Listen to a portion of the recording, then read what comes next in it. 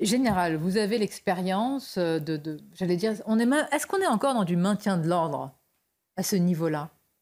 Non, on n'est pas dans la gestion d'attroupements ou de manifestations. On est face à un pays qui est en voie de sud-américanisation, qui est en voie de décomposition. Ces affrontements se généralisent dans des villes de province. On intervient, les gendarmes policiers interviennent, mais le problème de fond n'est pas réglé. Aujourd'hui, il y a une mise à plat complète qui s'impose, parce que ça ne fonctionne plus. L'Europe, la France est un pays ouvert. Les flux migratoires n'ont jamais été contrôlés depuis 40 ans. Il faut quand même dire les choses telles qu'elles sont. Il y a des zones complètes qui se sont dissociées, avec bien entendu le narcotrafic, mais également les problèmes de sédition culturelle. Le gouvernement français est face à un défi immense qu'attendent la plupart des Français. Que va-t-on faire? Alors, il y a des solutions, mais ces solutions passent par une remise à plat totale du système.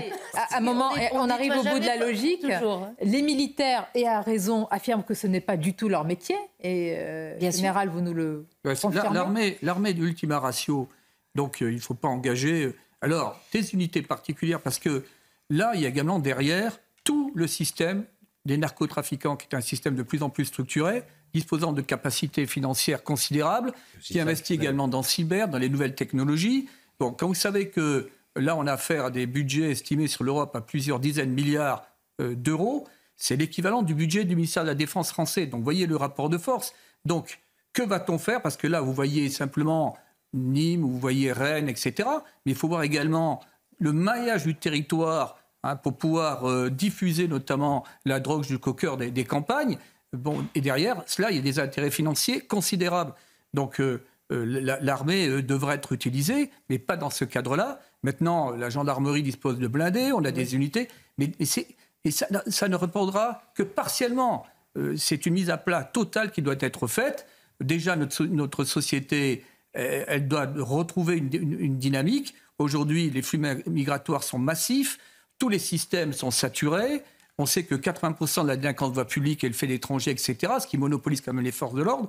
Donc, que fait le politique? Est-ce que le politique va véritablement prendre la mesure du problème? Quand on dit que la DGSI, etc., les services, le renseignement territorial, les gendarmes policiers, tout le monde travaille aujourd'hui dans la captation du renseignement. Mais il ne faut pas oublier qu'on est un pays où les flux ne sont pas contrôlés. On ne sait pas qui sera présent. Là, on a maintenant un problème de l'État islamique venant d'Afghanistan, Tadjikistan, etc. Mais est-ce qu'on sait que tous ces Afghans qui arrivent tous les jours, ou ces Tadjiks, qui font l'objet d'OQTF, qui vérifie vraiment qui ils sont? Pour certains, oui. Non. Pas qui? Nos renseignements, en général. Mais non, attendez, sur les milliers d'immigrants qui sont contrôlés, il faut quand même être réaliste. Disons les choses telles qu'elles sont aux Français. Et on prend des mesures minimum, et puis ces gens-là ont la fameuse feuille. On organise la propre menace sur notre sol. Attendez, il y a 10 ans, quand je connais la région de Picardie, on avait des réseaux d'Afghans qui arrivaient, 15 dans la journée. Alors, une journée de travail, parce qu'avec les interprètes, il y a quand même un cadre juridique qui est quand même très exigeant. Et à la fin de la journée, on vous dit au QTF, et ils sont largués dans la nature. C'est ça, ce pays, depuis 40 ans. Et à côté de ça, on a monté la DGSI, c'est une bonne chose. On a des renforcements de gendarmes et de policiers. On a des manœuvres renseignement. Mais il y a un paradoxe complet. Si vous ne contrôlez pas les flux dans un pays, que sera la situation de la menace terroriste dans 4-5 mois? Comme le défi est immense et que je ne crois pas que le gouvernement réponde à tout ce que vous dites très justement en quelques jours, ni peut-être en quelques années, que feriez-vous? Parce que vraiment la question est importante.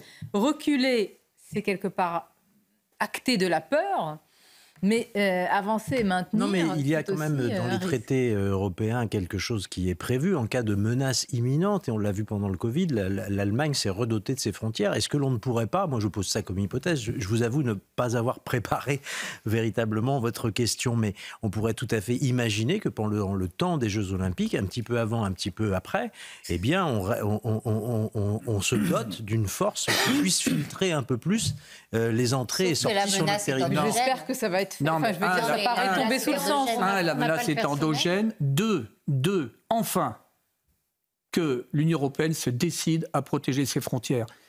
Ça veut dire tenir la Méditerranée. On a les moyens de le faire. Oui, bien sûr. Enfin, et on a peut-être les moyens sur le papier de le faire, mais je rappelle que Frontex, c'est non, mais plus parce que Frontex, une agence d'hôtesse d'accueil. Mais Frontex, d'abord, c'est pas des moyens civils qu'il faut mettre. Non, on parle de blocus naval. Aujourd'hui, c'est dans les moyens militaires. Le niveau de la menace aujourd'hui, au-delà des Jeux Olympiques, impose face à une Afrique qui est en train de se décomposer ou qui va jouer la carte de l'immigration contre l'Europe. Quelle est la posture du Niger ? Il y avait des accords de l'Union européenne qui permettaient de stabiliser. Donc, ce qui renvoie d'ailleurs à la nécessité d'avoir des relations beaucoup plus étroites avec le Maghreb. Que vous dites, même si je précise, on ne sait pas, hein, parce que je reste toujours sur une hypothèse qu'ils ont utilisé des supports islamistes, mais je ne sais pas. En 2020, autour de 2020, Daesh faisait paraître des journaux et il ciblait très clairement l'école et il incitait les gens à faire des attentats de proximité dans les écoles. Donc on sait en fait que l'école est une cible depuis bien plus longtemps qu'aujourd'hui et ça a été nié. Qu'est-ce qu'on a retenu pendant Pardonnez-moi, vous avez tellement raison, vous remontez à des décennies et Samuel Paty et Dominique Bernard. Ça n'a rien appris. C'est-à-dire qu'on s'est rendu compte que la société était en mesure d'encaisser ça. Et en fait, un politique ne réagit sur des choses qui le dépassent que si la société refuse d'encaisser. Tant que la société encaisse, eh bien, vous pouvez vous permettre de gagner encore un peu de temps, même si vous savez que la catastrophe va arriver. Moi je partage totalement, totalement cette analyse. Et ce qui est quand même très intéressant, c'est que cette démarche qui relève de Boko Haram, on interdit le livre, on interdit l'occidentalité, on interdit la connaissance. C'est ce qui gagne l'Afrique. En Afrique, les djihadistes, les terroristes s'en prennent prioritairement au départ à l'enseignement. Parce que l'éducation, ça va être le champ d'affrontement premier entre deux visions, entre une vision relevant d'un ordre divin, j'y reviens, et celle qui relève de notre... Vous avez raison. Pardonnez-moi de rester encore prudente sur la nature quand même, mais vous avez raison sur l'analyse. Mais si vous voulez, il y a le travail du renseignement, mais il y a également une atmosphère, c'est-à-dire que ce djihadisme d'atmosphère, quand vous parlez des professeurs, c'est une pression maintenant, c'est-à-dire que moi j'ai des amis profs qui disent on vit maintenant dans la psychose. Donc cette crainte se propage partout, y compris dans des territoires qui étaient autrefois préservés. Mais prenons un autre exemple qui est majeur. C'est qu'aujourd'hui, un soldat français ne peut pas se balader, ne peut pas se déplacer en tenue dans une partie des territoires. Un parachutiste français avec son péret rouge ne va pas aller se risquer. Il est perçu comme un ennemi.